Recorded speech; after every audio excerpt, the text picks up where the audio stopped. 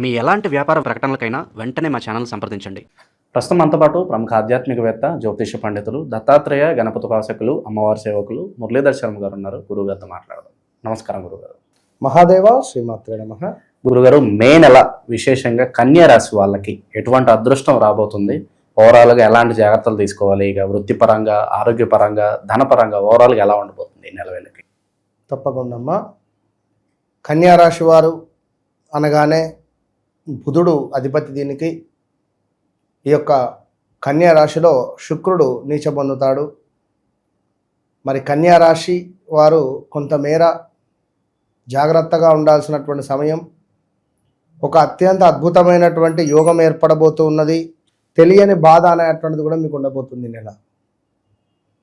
ఇక మరొక అద్భుతమైనటువంటి రోజు ఏమిటంటే మే 13వ తారీఖు మనకు భద్రకాళి ఏకాదశి రాబోతున్నది ఇదే మే నెలలో.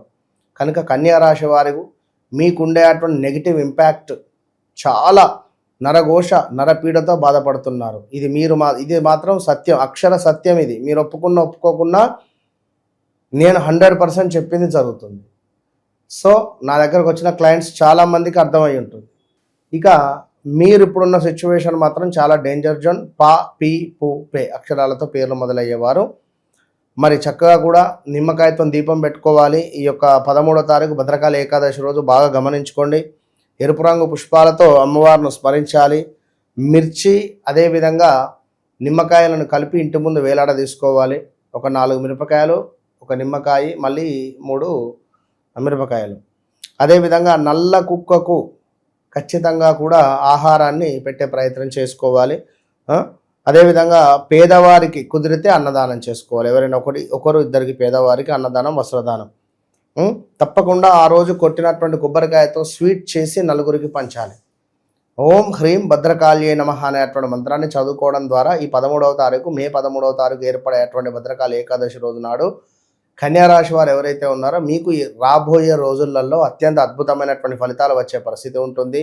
నరఘోష, నర సంబంధిత ఆరోగ్య సమస్యలు కావచ్చును, కొంతమేర చెడు ప్రయోగాలు ఎవరో చేశారనుకున్నా కూడా ఈరోజు అమ్మవారి యొక్క దర్శనము, అదేవిధంగా ఈ రోజు నాడు మీరు చేసేటువంటి కుంకుమార్చన అనేటువంటిది మీకు విశేషమైనటువంటి యోగాన్ని తెచ్చిపెడుతుంది. మరి కన్యారాశి వారికి రాబోయే రోజులలో మీ యొక్క మే నెలలో మీ నీడను కూడా మీరు నమ్మొద్దు అనేటువంటి విషయాన్ని చెప్పదలుచుకున్నాను. చాలా జాగ్రత్తగా ఉండండి. ఏంటంటారు గురుగారు? కుటుంబంలో వాతావరణం, భార్యాభర్తలకు ఆల్రెడీ అనుమానాస్పదమైనటువంటి అనుమానాలు మొదలయ్యాయి. అదేవిధంగా కొన్ని పనులు విఘ్నాలు కలిగే పరిస్థితి ఉంది. అదేవిధంగా వృత్తి భగ్నము, ధనధాన్యానికి సంబంధించి కొంత ఇబ్బంది కలిగించేటువంటి సందర్భాలు. ఎవరికైతే భార్యాభర్తలలో గొడవలు జరిగే ఛాన్సెస్ ఉంటాయి. మ్యారిటికల్ లైఫ్లో కొన్ని డిస్టర్బెన్సెస్ మాత్రం గన్ షాట్ ఉన్నవి. అది యొక్క మే నెలలో కాలసర్ప దోషానికి సంబంధించినటువంటి సందర్భాలలో జాగ్రత్తగా ఉండండి. ఏదైనా విదేశీ ప్రయాణాలు సడన్గా ఆఫర్ వచ్చినా జాతకాన్ని చెక్ చేసుకొని వెళ్ళండి. తొందరపడొద్దు.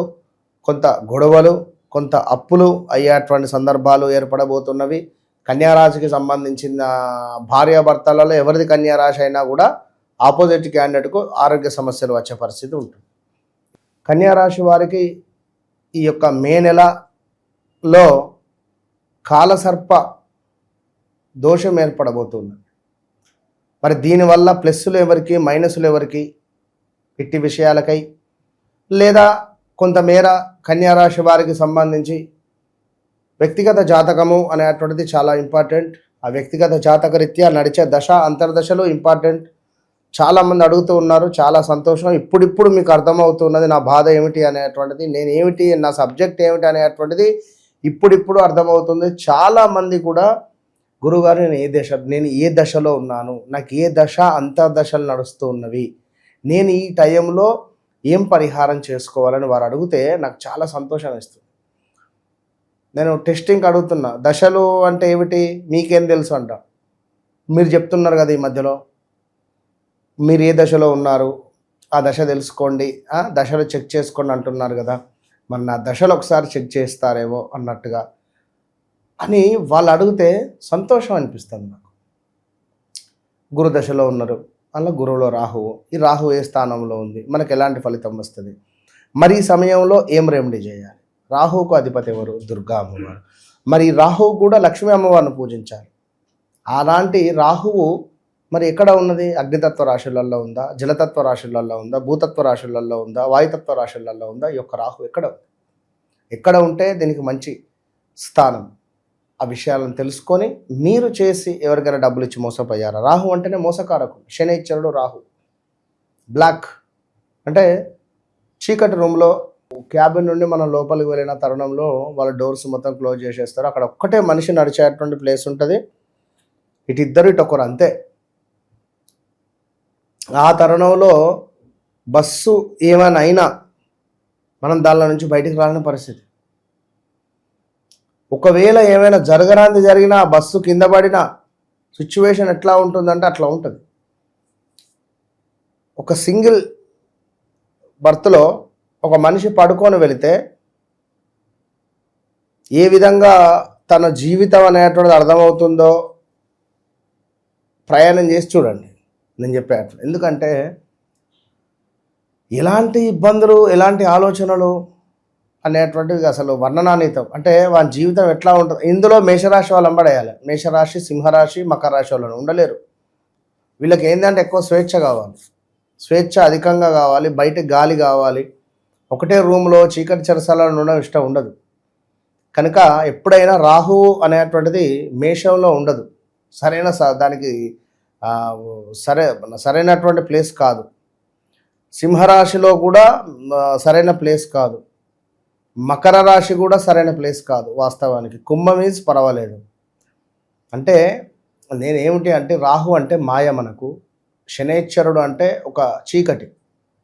సో ఈ పీరియడ్స్ వచ్చినప్పుడు వీళ్ళకు ఈ జాతకానికి సంబంధించి ఏదో మాయలోకి గుంజుకొని పోతుంది. Already 2022 August 23 August, 24 August, 25 August నుండి ఈ గడిచిన 3-3.5 సంవత్సరాలలో విపరీతమైనటువంటి మాయలో ఉండడము, ఆరోగ్య సమస్యలలో ఉండడము, విపరీతమైనటువంటి బిజినెస్ కావడము, నలుగురికి పరిచయం అవడాలు.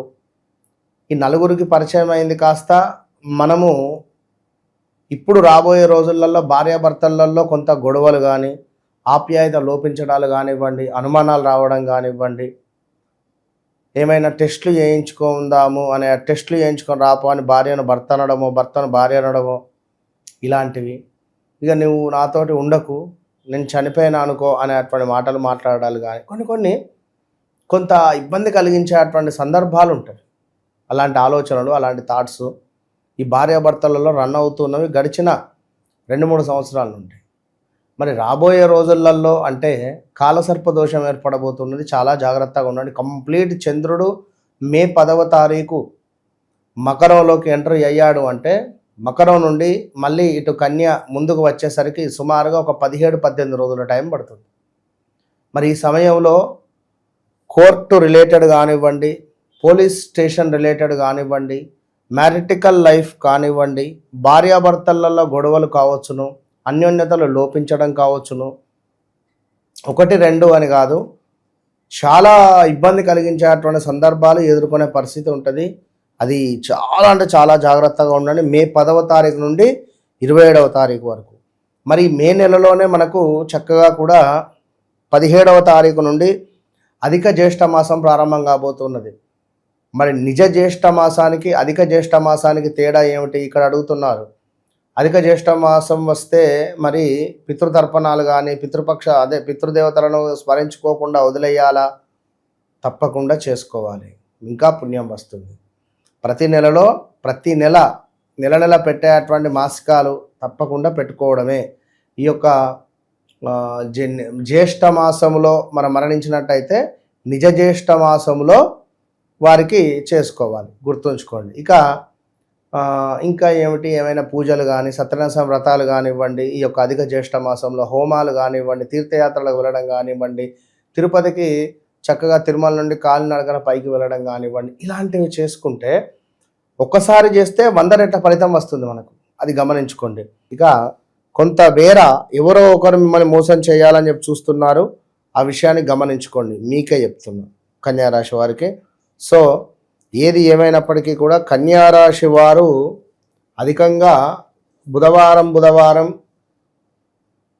గ్రీన్ రిలేటెడ్ ఫుడ్ తినడము, ఒక పాన్ తినడము, లేదా గణపతికి స్వామివారికి ఏదైనా ఒక తాంబూలాన్ని సమర్పించడం, ఒక 4 అరటిపళ్ళను సమర్పించడం బుధవారాలు, ఇవి మంచి ఫలితాలను తెచ్చిపెడతవి. అదేవిధంగా కన్యారాశి వారికి ఇంకా కొంతమేర గర్భ సంబంధిత అనారోగ్య సమస్యలు వచ్చే పరిస్థితి ఉంది. ఎవరైతే కన్సీవ్ అయి ఉన్నారో జాగ్రత్తగా ఉండండి. అదేవిధంగా కొంత కోర్టు రిలేటెడ్ దాంట్లో మీకు చుక్కెదురయ్యే పరిస్థితి ఉంది. జాగ్రత్త. విరోధాలు, విచారము, శత్రుబుద్ధి, ప్రయాణాలలో కొంత ప్రమాదాలు, మనశ్చింత, కలత్ర సమస్యలు, అభిప్రాయ భేదాలు, సంతానానికి సంబంధించినటువంటి ఇబ్బంది కలిగించేటువంటి సందర్భాలు, ఇలా చెప్పుకుంటూ పోతే చాలా విషయాలు ఉన్నవి. అదేవిధంగా కొంతమేర వయసు పైబడినటువంటి వారికి ఆరోగ్యం చక్కగా చూపించండి. పిల్లలు మీదే బాధ్యత.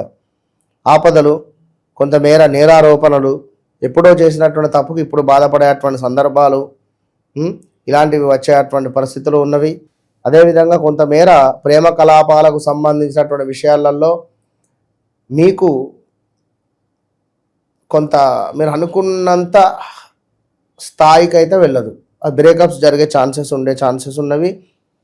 శత్రు భీతి, ఉద్యోగ భ్రష్టత, కొంచెం ఈ నెల చాలా జాగ్రత్తగా ఉంటేనే మంచిదని కనబడుతుంది. ఆరోగ్య సమస్యలు ఉన్నవి. స్థాన చలనాలు కనబడుతూ ఉన్నవి. ఈ నెల నుండి మొదలు స్థాన చలనాలు కనుక ఎట్టి కోశాన మీరు మీ నీడను కూడా నమ్మొద్దు.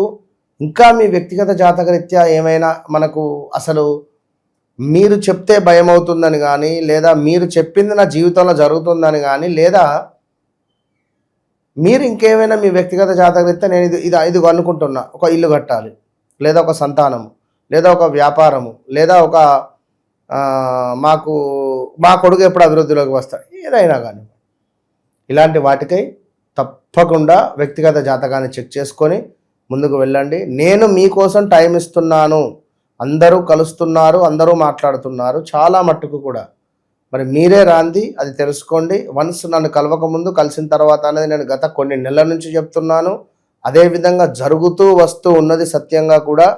ఇది మీరు రాసి పెట్టుకోండి అంతే. ఓవరాల్గా మే మాసంలో ఈ రాశి వాళ్ళందరికీ ఏ విధంగా ఉండబోతుందో మంచి విశ్లేషణ అందించారు. ధన్యవాదాలు. మహాదేవ్.